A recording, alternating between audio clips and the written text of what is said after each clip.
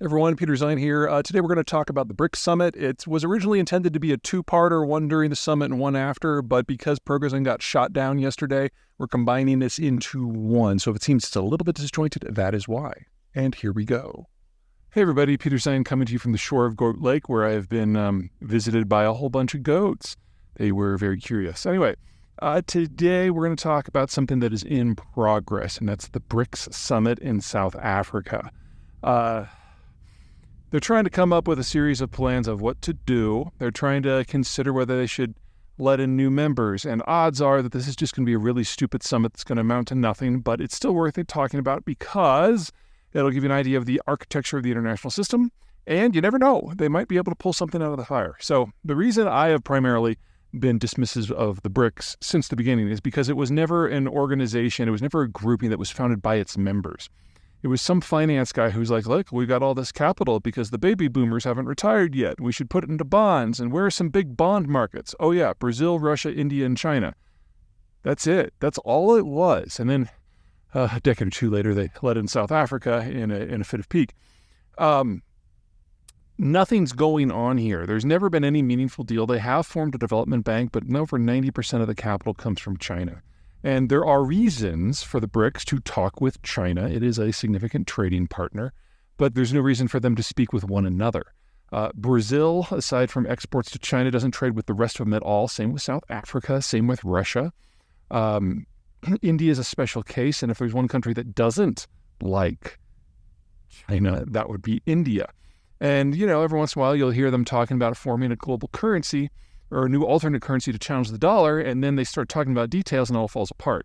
So right now, India, China, South Africa, and the BRICS' own bank are on record saying that they're not interested in a global currency. The only two countries are left are Russia, who thinks that everyone should use the ruble, of course, and Brazil. How can I describe Brazilian foreign policies these days, especially on economic issues? It's kind of la-di-da, not a lot of substance beneath the rhetoric. Anyway, so the purpose of this summit is to bring in dozens of leaders from other countries and see if they can find something that they can all agree on. History suggests the answer will be no, and everyone is coming with their own list of grievances and desires.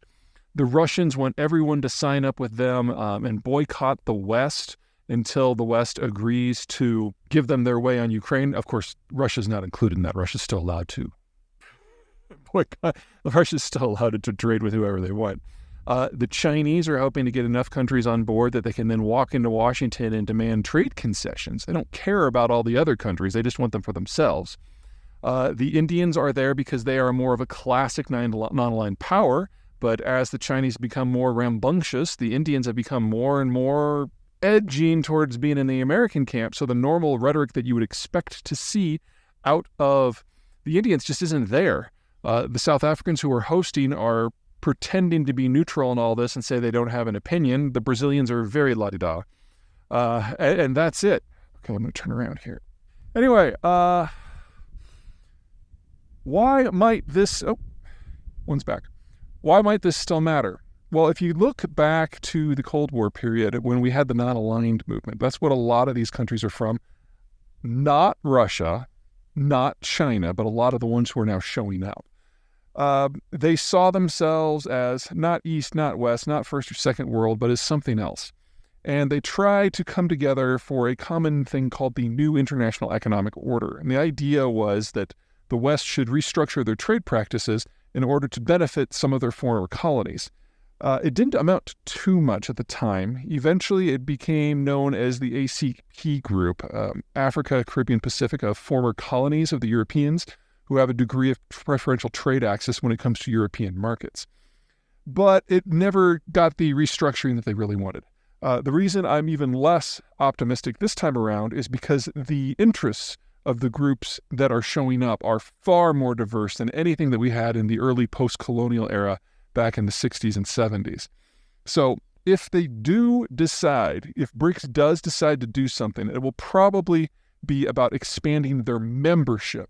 And that would be one of the most effective ways that I can think of to make sure that BRICS never achieves anything at all, because they don't agree on it much right now. So this is probably going to be an unofficial two-parter. We're going to wait to see what comes out of the summit, and then I will let you know what I think about the new roster. All right, that's it. Bye. Okay, here's part two. So BRICS did decide they wanted to expand to involve 6 members, and the 6 countries they involved indicate to me that BRICS has no plans of doing anything useful in the future. Those countries in no particular order are Iran, Saudi Arabia, the United Arab Emirates, Egypt, Ethiopia, and Argentina. And I mean, honestly, folks, this is hilarious. Okay, so let's start with what the naysayers are going to say about how this does matter and explain why it doesn't. They're saying that because of the addition of the 3 countries in the Persian Gulf region plus Egypt, that this grouping, BRICS, now produces about half to 60% of global oil. And that means the downfall of the dollar, the formation of an alternate currency, the end of the petrodollar investment in the United States, and it's the end of an era. And, the short version is absolute bullshit. Number one, Saudi Arabia does sell a few loads to China in yuan. And Russia does sell a few loads in yuan or rupees in order to get around sanctions. But the Russian system is kind of by itself, and as Russia follows no one. As for the Saudi Arabians and the Emiratis, that might be a little different, but you got to look at why they're considering doing anything in non-US dollars. They're looking for a security guarantor. They're afraid that the United States is going to leave the region, and if it does, they're on their own. And since they don't like to be outside of air conditioning, national defense is something they're not very good at. So they're basically open to all potential takers when it comes to not oil sales for sales' sake, but as a way of getting into your security planning. The Saudis have gone with the US dollar for the last several decades, not because it was the global currency, not because they're part of a caucus group that is basically what the BRICS is, and they're not in any sort of meaningful organization in which the US and Saudi Arabia are members. They have a bilateral relationship that was based on security, and that was the reason why they used the US dollar. That's the reason why they bought refineries on the US Gulf Coast, because they saw the United States as the country that ultimately would bleed and die for them. And they're looking for alternatives, not because they want an alternative, but because the U.S. is probably not interested in that role anymore. There are also, right now, trilateral negotiations going on among the Americans, the Saudis, and the Israelis, in which the Saudis are seeking a Japan-style security guarantee for themselves. Now, they're probably not going to get that. They're probably not going to get a lot of things that they're after. But the bottom line is that for the Saudis, this has never been about the money. It's never been about the currency. It's about who's going to take a bullet for them. And the Chinese simply lack the capacity to deploy at range in a way that the Saudis would be willing to accept and believe, especially since the primary foe that they're worried about is none other than Iran, which has now just been added to BRICS as well. That brings us kind of the second problem here. The BRICS have realized that if you're going to add a country like Iran that is, how should I say, has some firm opinions about security issues, for example, that it should be in charge of the Middle East, well, then you have to add anyone else from that region at the same time. Otherwise, you can never add any of them because the Iranians would do the vetoing. So that's adding the UAE, Saudi, and Iran all at the same time. It guarantees that you can expand the organization in the future, but it also guarantees that on all significant issues, you now have members inside the organization that are going to be in diametrically opposed positions forever. So we already know that BRICS can't have a meaningful energy policy because now you have a number of opposed powers, Russia, Iran, Saudi Arabia, and UAE, all in at the same time. What a shit show. Okay, next up, Argentina and Ethiopia. Ethiopia brings very little to the table. It's one of the 10 poorest countries in per capita terms in the world. It's landlocked, and it's one of the handful of countries in the world that is not part of China's One Belt, One Road, because even the Chinese are like, there's no investment case there. So they added in order to get a little bit of African flair into the organization, and that's about it. Argentina is not poor. It has a entitlement complex in which it thinks that everyone should give it money and should never have to give any of the money back. And the reason they applied for BRIC membership is because they're hoping to get Chinese money. It's not that the Argentinians are anti-US dollar in any meaningful way. It's just they're anti-paying back their debts. And so they're always looking for a new financial access point in order to leech off of it until it goes away as well. So honestly, best of luck with those two because they're a definite drain on the organization. and they really don't bring much to the table.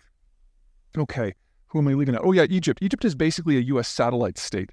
The U.S. basically pays Egypt and Israel and Jordan, for that matter, to not go to war with one another. So thinking that there's a security play here from bringing the Egyptians in, no, if anything, it's a bit of a Trojan horse. It is a large developing country. I would argue that the reason it got brought in is because of India, which still has a lingering love of the non-aligned movement, in which Egypt was a reasonably potent player politically. But economically, strategically, I'm afraid not. All right, is that everybody? Yeah, that's everybody. When an organization expands, usually one of two things happens. Either one, you've got an overwhelmingly powerful single member that kind of just decides how things go, and that would be the United States and NATO, for example. Option number two is you expand, and with each member, you bring in differing viewpoints, and eventually it paralyzes the organization from doing really much of anything. And the BRICS is definitely firmly in that category right now. This is really only going to amount to anything in the midterm now if one of two things happens. Number one, the Chinese pay for everything, and that means subsidizing the existence of the Argentinians as they believe they should be subsidized, which is a hefty price, and very, very poor countries like Ethiopia. The last time a major power tried to do this, it was the Soviet Union. It was the 1970s, and it broke the bank. So not very likely that the Chinese are going to pay for influence in places that they actually can't control, and don't really bring them much if they did. The second option is we could see this very, very rapidly expand to basically become the new non-aligned movement. Of course, it would be different this time because the Chinese very clearly have alignments in mind, and the Russians very clearly have some goals in mind. And it's difficult to imagine a lot of the world's middle and lesser powers following the lead of these two countries. I mean, yes, a lot of the global South has not been interested in condemning the Russians for what's going on in Ukraine. That doesn't mean they want to follow them. And anyone who's not blind realizes the Chinese has some very clear, very nationalist, very almost hateful, domineering goals for the Chinese rise. And in that sort of environment, no one wants to be a pawn because all of a sudden the non-aligned movement is going to align with a global pull? No. So, where does that leave us? Well, I think if you look at what really went down at this summit, you get your answer. Chinese President Xi Jinping didn't even show up to some of the opening ceremonies where he was expected to give poll speeches. The Chinese don't see this as a useful vehicle except rhetorically. And that means you shouldn't treat it as anything else. All right, that's it from me. Bye.